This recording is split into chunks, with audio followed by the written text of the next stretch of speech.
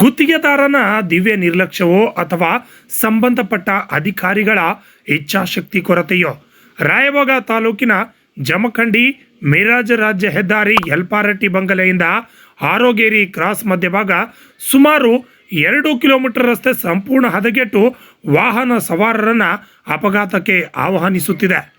ತಾಲೂಕಿನ ಲೋಕೋಪಯೋಗಿ ಇಲಾಖೆಗೆ ಸಂಬಂಧಪಟ್ಟ ರಸ್ತೆ ಇದಾಗಿದ್ದು ಈಗಾಗಲೇ ಸುಮಾರು ತಿಂಗಳ ಹಿಂದಷ್ಟೇ ಈ ಕಾಮಗಾರಿ ಇಲಾಖೆಯಿಂದ ಮಂಜೂರಾಗಿ ಸ್ಥಳೀಯ ಶಾಸಕರು ಭೂಮಿ ಪೂಜೆ ಮಾಡಿ ರಸ್ತೆ ಕಾಮಗಾರಿಗೆ ಚಾಲನೆ ನೀಡಿದ್ರು.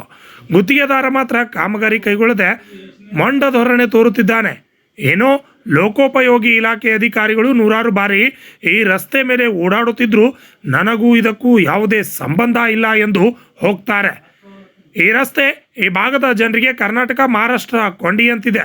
ದಿನಾಲು ಲಕ್ಷಕ್ಕೂ ಹೆಚ್ಚು ವಾಹನಗಳು ಈ ರಸ್ತೆ ಮೂಲಕ ಮಹಾರಾಷ್ಟ್ರದ ಆಸ್ಪತ್ರೆ ಹಾಗೂ ತರಕಾರಿ ಮಾರಲು ಬೇರೆ ಬೇರೆ ಕೆಲಸ ಕಾರ್ಯಗಳ ನಿಮಿತ್ತ ಈ ರಸ್ತೆಯನ್ನೇ ಅವಲಂಬಿತರಾಗಿದ್ದಾರೆ.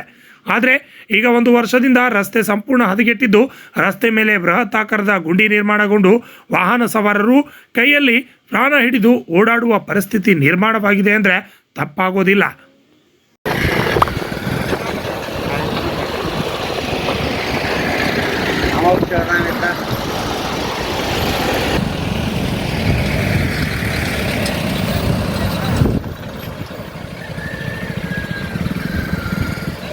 ಜಮಖಂಡಿ ರಸ್ತೆ ಇದೆ, ಚೆಕ್ ಬಿದ್ದಾವ ಒಂದು ಮಳ ಇದಕ್ಕೆ ಸಂಬಂಧಪಟ್ಟ ಮೇಲಾಧಿಕಾರಿಗಳು ಒಂದಿಟ್ಟು ಬಂದು ಇದಕ್ಕೆ ಗಮನ ಹರಿಸ್ಬೇಕು. ಶಾಲೆ ಹುಡುಗರು ಹೋಗ್ತಾವೆ, ದಿನ ಒಂದು 4-5 ಆಕ್ಸಿಡೆಂಟ್ ಆಗತ್ತವು. ಇದಕ್ಕೊಂದು ಸಂಬಂಧಪಟ್ಟ ಅಧಿಕಾರಿಗಳು ಬಂದು ಒಂದು ರೋಡ್ ಸುಧಾರಣೆ ಮಾಡಬೇಕು. ಮಳೆ ಆ ಥರ ಕಂಡಾಪಟ್ಟಿ ನೀರು ಬರ್ತೈತಿ, ನೀರಿನಾಗ ರಸ್ತೆ ಆಯಿತು ಕೆರೆಗಿದ್ಲೆ ಆಗೈತಿ, ಏನು ಗೊತ್ತಾಗಲ್ಲ. ಎಷ್ಟು ಕಿಲೋಮೀಟ್ರ್ ಆಗೈತಿ ರೀ? ಇನ್ನು 2.5 ಕಿಲೋಮೀಟ್ರ್ ಉಳಿದೈತಿ ಅದ ರಸ್ತೆ. ಅದಕ್ಕೆ ಸಂಬಂಧಪಟ್ಟ ಅಧಿಕಾರಿಗಳು ಶಾಸಕರು ಬಂದು ನೋಡ್ಲಿ, ಗಮನ ಹರಿಸಲಿ. ಅದಕ್ಕೆ ಏನು ಹೆದ್ದಾರಿ ಅಂತ ಹೇಳ್ತಾರೋ, ಯಾವುದೋ ಇದು ಅನುಕೂಲ ಇಲ್ಲ ಇದಕ್ಕೆ.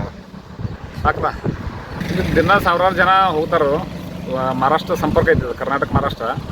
ಇದಕ್ಕೆ ದಿನ ಸಾಕಷ್ಟು ಲಕ್ಷಾಂತರ ಗಾಡಿಗಳು ಓಡಾಡ್ತಾವೆ ಇಲ್ಲಿ.